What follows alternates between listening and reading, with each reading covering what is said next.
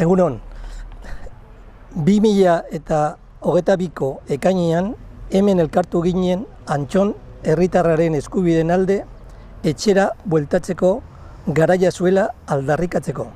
Sortu zitzaion minbiziari hemen etxean gurekin aurre egiteko eskubidea aldarrikatzeko.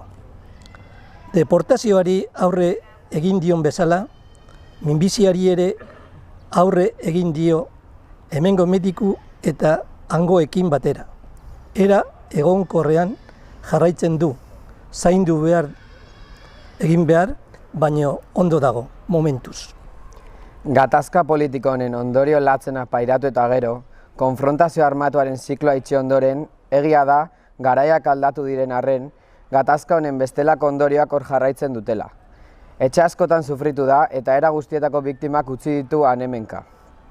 Baina, batzuk errelato bakarra ezartzen saiatu badira ere, askotariko kontakizunak baino ez du osatzen saminaren egiazko ispilua.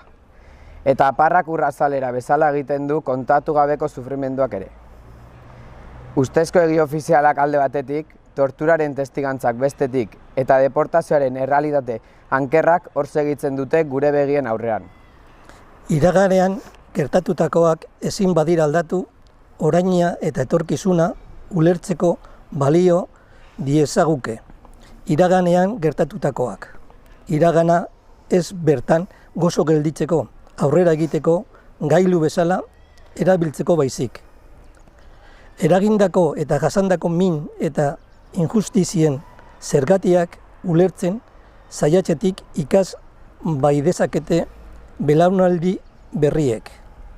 Euskal Herriak aurrera egiteko beste aukera bat du eta deportazioarekin amaitzeko beharra ezinbestekoa dela deritzogu. Antxonola izola atxukar hori ezartzen zaion biziosorako zigorrekin amaitzeko ordua da. Bada garaia, 3.500 kilometrotara, hormari gabeko kartzelan dagoen egoera jasanezin horrekin amaitzeko. Bada garaia, Antxon gure herrian libre, lagunez eta senidez inguraturik ikusteko. Hori dela eta, hemen elkartu garenok, ideologia eta pentsamendu politiko ezberdinekoak izanik, dei egin nahi diegu herritar guztiei urriak 28an, arratsaldeko 6:30 Zestako plazatik abiatuko den manifestazio isilean parte hartzera.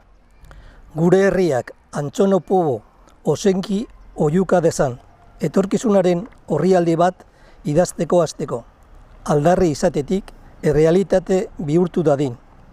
Elkartasuna oinarri Antxon etxera behar dugu ekarri.